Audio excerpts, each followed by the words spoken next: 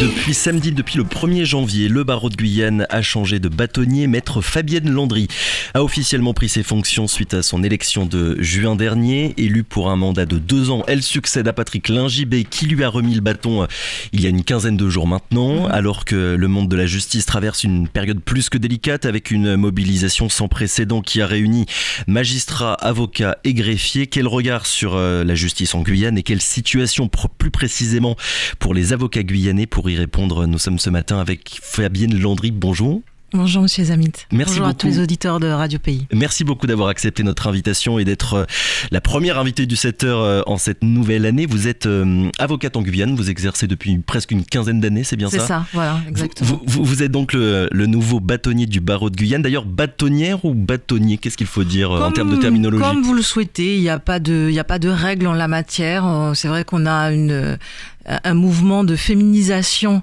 des appellations, donc Madame le bâtonnier ou Madame la bâtonnière. Les deux vous correspondent, les deux vous vont. Les deux me correspondent, me vont. Alors on a souvent l'habitude de voir et de considérer le bâtonnier comme un porte-parole, finalement une porte-parole de ses confrères et de ses consoeurs. Au-delà de cette fonction presque représentative, est-ce que vous pourriez nous expliquer un petit peu concrètement à quoi ça sert un bâtonnier? Alors effectivement, c'est bien le terme, porte-parole, représentant. Oui, moi c'est ce qui me convient le mieux, je trouve. C'est l'interlocuteur privilégié de l'ensemble des avocats qui constituent un barreau. Et puis au quotidien, le bâtonnier est là pour gérer les questions, la gestion courante, pour gérer les affaires courantes du barreau. Il est là également pour désigner les avocats au titre de la commission d'office. Vous savez qu'en Guyane, nous avons beaucoup de permanences, donc c'est quelque chose d'important, et aussi à l'aide juridictionnelle. Le bâtonnier est là également pour veiller à ce que les confrères respectent les règles qui sont inhérentes à notre profession, et notamment les règles déontologiques. Le bâtonnier veille également à ce que les avocats respectent leurs obligations professionnelles, et puis surtout, le bâtonnier veille à apaiser, résoudre, concilier les parties en cas de conflit. Alors des conflits entre avocats? Alors voilà, entre avocats, mais ça peut être aussi entre justiciables et avocats pour des raisons diverses. Finalement, être garant de la bonne conduite de votre métier de manière générale. C'est exactement ça. Vous avez vu, c'est beaucoup de tâches. C'est ce que j'allais dire. C'est beaucoup de travail qui s'ajoute finalement à celui que vous avez déjà en tant qu'avocate. Exactement, vous avez raison de le préciser, puisque moi, mon cabinet ne ferme pas pour autant pour les 2 prochaines années. C'est une fonction qui s'ajoute à mes fonctions d'avocat. Oui. C'est bénévole, vous êtes rémunéré ou pas du tout?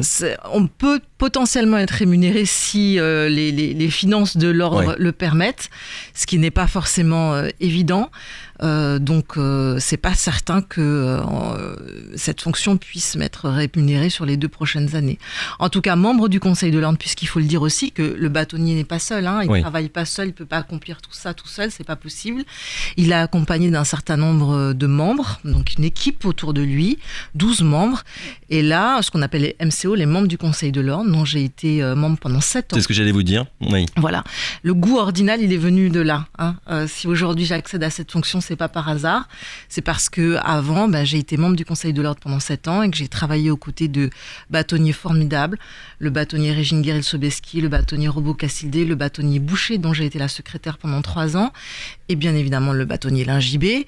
Et le bâtonnier, en fait, il est aidé dans toutes ses tâches par 12 membres qui, eux, par contre, travaillent vraiment bénévolement. Vous nous avez expliqué que vous intervenez et vous interviendrez finalement pour parfois régler des conflits entre avocats. Est-ce que vous interviendrez aussi comme intermédiaire finalement entre les avocats et les magistrats? Tout à fait, c'est le rôle, un des rôles premiers du bâtonnier, le représentant, l'interface en fait du barreau. L'interface première du barreau, c'est le bâtonnier. C'est effectivement l'interlocuteur direct des chefs de cour et de juridiction qui, lorsque ils ont volonté de prendre attache avec le barreau, lorsqu'ils veulent effectivement avoir l'opinion des avocats sur telle disposition ou tel mode opératoire. Voilà, on prend attache au bâtonnier, on se rencontre, on discute. Est-ce que vous avez des objectifs ciblés, on va dire? Est-ce que quand on se présente comme vous l'avez fait, avant d'être élu, on vient avec une certaine vision des priorités, un programme finalement, comme un candidat qui se présenterait à une élection politique, une profession de foi? Voilà, on appelle ça une profession de foi, bien évidemment. Alors ma profession de foi, elle était basée essentiellement sur une amélioration de nos conditions de travail au quotidien, oui. Parce qu'il ne faut pas se leurrer, et vous avez commencé à l'indiquer tout à l'heure, le monde de la justice est en crise. Alors, je pense que maintenant les gens en ont quand même plus ou moins conscience. C'est vrai qu'il y a eu cette manifestation du 15 décembre, le même jour que la cérémonie de transmission de bâton, voilà, où tous les magistrats, avocats et greffiers de France se sont réunis pour crier tout simplement aux autorités les plus hautes leur mécontentement, mais au-delà de leur mécontentement, leur ras-le-bol. Voilà. C'était la première fois que toute la profession finalement se réunissait ensemble. Première fois, exactement, première fois. Je pense qu'il faut quand même saisir l'importance de ce mouvement et en tirer toutes les conséquences. Le quotidien, pour nous autres du monde judiciaire, est compliqué. Vraiment compliqué. Donc moi, mon but, c'est qu'effectivement mes confrères et moi-même puissions avoir une activité la plus souple possible au quotidien. Et qu'est-ce que le bâtonnier peut sur toutes ces questions ? C'est une force de proposition. Oui. Tout simplement, une force de proposition face au chef de juridiction, au chef de cour, afin qu'on puisse avoir des modes opératoires les plus souples pour permettre à chacun, dans son propre rôle, d'exercer la manière la plus simple possible, la plus fluide possible. Parce qu'il ne faut pas oublier que depuis 2019, depuis la crise de l'amiante, depuis l'éclatement des sites judiciaires... Crise à répétition, c'est assez compliqué. Avant, on avait un seul lieu de juridiction où il était quand même relativement facile, et je pense qu'on s'en rend encore plus compte aujourd'hui, de finalement combiner nos activités juridiques judiciaires au maximum. Audience JAF, en même temps tribunal correctionnel, en même temps commerce, en même temps... Voilà, ça c'était possible sans aucune difficulté parce que en fait les distances c'était quoi ? Un couloir, un étage de différence. Aujourd'hui, on est sur quand même 10 km. Moi, quand j'ai audience JAF à l'immeuble Majestic, anciennement France-Guyane, et en même temps audience correctionnelle au Larivot, on n'est pas du tout sur la même, sur la même latitude. Là. Et une situation qui pourra se régler avec la future cité judiciaire. On croise les doigts. Oui. Le dossier est quand même là bien avancé. Il faut être quand même assez objectif. Le barreau reste bien évidemment vigilant. Nous avons, sous le bâtonnat, la première année du bâtonnat Lingibé, participé à des réunions de présentation du projet et des différents lieux de juridiction au sein même de la cité judiciaire. Donc, on a envie de croire que finalement ce projet n'est pas une chimère et qu'il va vraiment sortir de terre assez rapidement, on l'espère. Fabienne Landry, on s'est bien rendu compte avec cette mobilisation, le manque de moyens criants qu'il y avait dans la justice française. Les magistrats, les avocats, les greffiers ont également dénoncé un manque de considération. Est-ce que c'est quelque chose que vous regrettez également et que vous dénoncez aussi ? Ah oui, tout à fait. Un manque de considération, c'est évident qu'on le ressent à tous les niveaux, j'ai envie de vous dire. Et puis le manque de moyens, il est criant également dans le monde judiciaire de manière générale, et encore plus en Guyane qui accuse un retard à tous les niveaux et également au niveau judiciaire. Il n'est pas acceptable pour qui que ce soit, et encore plus pour les avocats, d'avoir des délais d'audiencement, je parle du JAF là en particulier, des délais d'audiencement qui sont particulièrement longs. Alors, en moyenne, c'est combien de temps ? À un moment donné, on était à 14 mois quand même, entre le moment du dépôt de la requête et la date d'audience. Pour des situations qui normalement appellent une réponse rapide. Enfin, en tout cas, qui devrait avoir une réponse rapide, parce que une situation qui perdure quand même ça dans le temps est susceptible à un moment donné de partir en vrille, permettez-moi l'expression, vous voyez ce que je veux dire ? C'est quand même assez regrettable. Alors on a raccourci un petit peu le délai, je pense qu'on est plutôt sur du 12 mois, mais ça reste très long.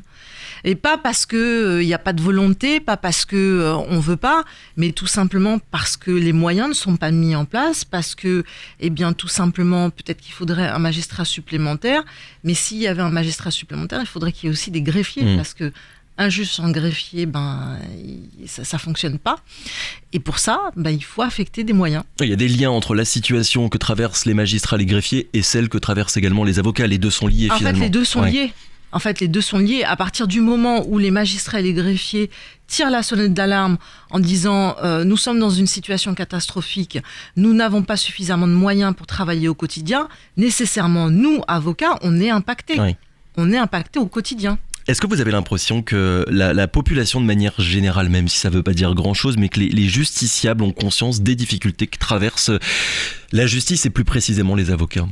J'en suis pas certaine. Il y a un travail de pédagogie à faire et de communication. Justement, hier soir, je regardais un petit peu Facebook, je me promenais sur Facebook et je regardais des commentaires par rapport justement à un post relatif à cette mobilisation du 15 décembre. Et où j'ai encore vu des posts en disant mais c'est nanti, qu'est-ce qu'ils veulent de plus. Alors là, lorsque le monde judiciaire tire la sonnette d'alarme, c'est pas pour des privilèges ou des avantages pour les magistrats ou pour des avocats. C'est vraiment dans le but que le justiciable, et en l'espèce en Guyane, le justiciable guyanais, puisse avoir accès à une justice digne. Et qu'elle soit rendue véritablement. Et qu'elle soit rendue véritablement dans des conditions satisfaisantes, avec des délais d'attente raisonnables et satisfaisantes. Il vient d'où le problème ? C'est quoi ? C'est une méconnaissance de votre profession, le fait que l'avocat, dans tout ce qu'il peut représenter, est souvent pointé du doigt. J'ai l'impression, alors je vais vous dire très sincèrement, à mon sens à tort. Oui. Franchement, à tort. Lorsque je lis oui, vous voulez des privilèges supplémentaires ou je ne sais quoi, je suis très très étonnée qu'on ait encore ce genre de discours en 2021. Les avocats qui sont nés avec une cuillère d'argent dans la bouche, c'est vraiment pas légion. Les gens sont arrivés là en travaillant. C'est pas une question de privilège, c'est vraiment se battre pour que le justiciable, et encore plus le justiciable guyanais, puisse avoir accès à une justice digne, tout simplement. C'est vrai que les avocats, au même titre d'ailleurs que les politiques ou même les journalistes, reviennent fréquemment dans le classement des professions les plus détestées par les Françaises et par les Français. C'est horrible. Oui. C'est horrible. L'une des priorités, dès qu'on parle de justice en Guyane, c'est ce qu'on appelle l'accès au droit. Il y a énormément de personnes, parce que manque de moyens, difficulté à s'exprimer, ou même éloignement géographique, énormément de personnes qui ne connaissent pas leurs droits. Sur ce point, en tant que bâtonnier, c'est quoi votre diagnostic et qu'est-ce qu'il faudrait faire ou qu'est-ce qu'il faudrait faire mieux pour que le droit soit plus accessible par la population guyanaise ? Alors, présence plus du monde judiciaire, tout simplement, des avocats sur le terrain, mais également des juristes, des magistrats. Alors c'est vrai que dans le passé, le barreau a toujours une politique assez ciblée de l'accès au droit, au travers diverses actions, Pirogue du droit, qui est quand même né de l'œuvre de l'Union des jeunes avocats du barreau de la Guyane en 2013. Après, il y a eu la journée de l'avocat qui avait été initiée par le bâtonnier Robo Castildé. Et enfin, les opérations du bus du droit qui avaient été initiées par le bâtonnier Boucher. Alors, c'est un peu l'équivalent de la pirogue, sauf que là, on n'est pas version fleuve, mais version terre, avec un bus qui allait de commune en commune. Et alors, ces opérations étaient très intéressantes parce qu'en fait, on faisait deux groupes. Un groupe qui faisait des consultations dans les mairies le matin, et l'autre groupe faisait en même temps des opérations de promotion de la profession d'avocat dans les établissements scolaires. Et on permutait pour l'après-midi. Malheureusement, vous savez que nous rencontrons une crise sanitaire sans précédent qui a malheureusement freiné toutes ces opérations d'accès au droit auxquelles le barreau a toujours participé et a toujours mis un point d'honneur à mettre en place. J'espère sincèrement, puisqu'on sait qu'on n'en sortira pas demain, malheureusement, j'espère sincèrement que durant mon mandat, qui est court, mandat de bâtonnier, c'est 2 ans. Oui. C'est hyper court pour mettre en œuvre. Reconductible, par contre. Alors, il faut faire une pause entre les deux. D'accord. Et on peut se représenter, mais il faut quand même faire une pause entre les deux mandats. Oui, 2 ans, ça passe vite. Donc 2 ans, ça passe hyper vite. J'espère, parce que on sait qu'aujourd'hui, on devra vivre pendant quelques mois encore, de nombreux mois avec ce virus, qu'on pourra peut-être sous une autre forme, pas la forme initiale qu'on a connue jusqu'à présent, peut-être sous une autre forme, avec un nombre limité, avec un process bien particulier. Mais j'espère sincèrement pouvoir remettre en place ces opérations d'accès au droit qui sont importantes, parce que tout simplement, il n'est pas acceptable aujourd'hui en 2022 que certaines populations de Guyane ne puissent pas avoir accès au droit, c'est pas possible. En sachant que le CDAD aussi intervient beaucoup aussi dans les communes et se déplace. Ce sont de belles initiatives, mais est-ce que c'est suffisant quand on voit quand même le problème structurel, on va dire, de la Guyane concernant ce problème-là de l'accès au droit?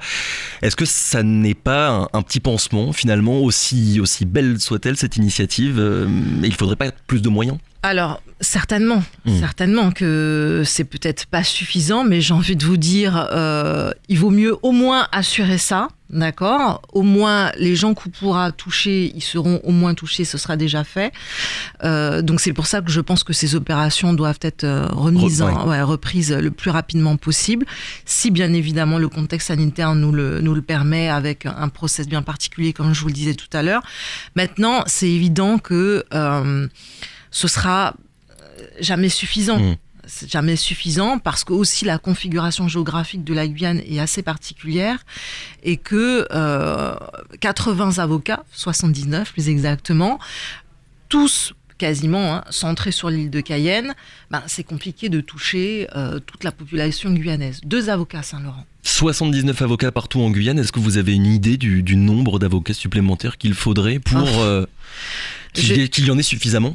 Je sais pas trop. Là, je serais incapable de vous dire combien il en faudrait. En tout cas, il n'y en a pas assez. En tout cas, il n'y en a pas assez. En tout cas, c'est compliqué pour couvrir l'ensemble du territoire. Vous savez, je vous le disais tout à l'heure, que le bâtonnier désigne ses confrères au titre de la commission d'office, parce que nous avons des permanences pénales à respecter, qui occupent de manière quotidienne mes confrères. C'est plusieurs avocats qui sont de permanence chaque semaine, en plus de leurs audiences, en plus de leurs activités du cabinet. Et des fois, ce sont des permanences qui peuvent durer jusqu'à 15 jours. Donc c'est lourd. Et puis on n'arrive pas forcément à couvrir l'ensemble du territoire. C'est ça aussi. Avec quelle moyenne d'âge, je vous pose la question pour savoir s'il y a des jeunes avocates et des jeunes avocats qui viennent s'installer en Guyane, ou bien si la profession est un petit peu vieillissante? Alors, la profession n'est pas vieillissante, parce que le barreau est dynamique. Malgré le fait qu'on dise que finalement c'est une profession qui n'est pas spécialement aimée, eh bien, quand beaucoup on de regarde... jeunes, c'est vrai, beaucoup de jeunes ont envie de devenir avocat. Regardez-moi. C'est un rêve de gosse. En seconde, je disais déjà que je voulais être avocate, vous voyez. Donc, non, il y a quand même toujours beaucoup de jeunes qui sortent des écoles d'avocats. Et j'aurais le plaisir moi-même c'est le terme consacré, d'amener à la prestation de serment 3 jeunes avocats, dont 2 qui sortent de l'école, donc ce sont vraiment des jeunes. Et qui exerceront en Guyane. En Guyane. Donc on est plutôt un barreau qui se rajeunit, avec l'arrivée de jeunes confrères. Tant mieux, ça donne du sang neuf au barreau de la Guyane, et on en est tous ravis. Est-ce qu'une des clés quand même pour arriver à faire en sorte qu'il y ait plus d'avocats, ce ne serait pas d'offrir la possibilité d'une formation du début à la fin, une formation d'avocats sur le territoire guyanais? Quand on parle du manque de médecins, on voit bien là, avec les projets du CHRU, qu'à terme des médecins pourront être formés en Guyane. Est-ce qu'il ne faudrait pas la même chose pour le monde de la justice? Alors, effectivement, ça pourrait être une solution. C'est vrai que nous disposons depuis maintenant de nombreuses années d'une EDA, École des avocats du barreau de la Guyane, et c'est vrai que l'EDA, qui est aujourd'hui présidé par le bâtonnier Georges Boucher, et qui avait été initialement présidé par le bâtonnier Lingibé, qui a créé cette école, a pour vocation d'assurer la formation continue des avocats. Parce que vous savez que nous sommes soumis à des obligations de formation annuelles, 20 heures de formation annuelle. Et pour les avocats qui disposent d'un certificat de spécialisation, on est sur des heures supplémentaires. Donc, jusqu'à présent, le DA n'a pour vocation que de gérer la formation continue des avocats. Et c'est vrai que ça, c'est un vœu, moi, qui m'appartient, que un jour, on puisse avoir une véritable école des avocats et qu'on puisse enfin former nos avocats qui retourneront, en tout cas, qui resteront en Guyane. Beaucoup de chantiers à venir. Merci beaucoup, Fabienne Landry, d'avoir été avec nous ce matin. Merci. On le rappelle, un nouveau bâtonnier de Guyane. On dit quoi ? Bon mandat, bon début de mandat ? Oui, bon mandat. Radio Pays.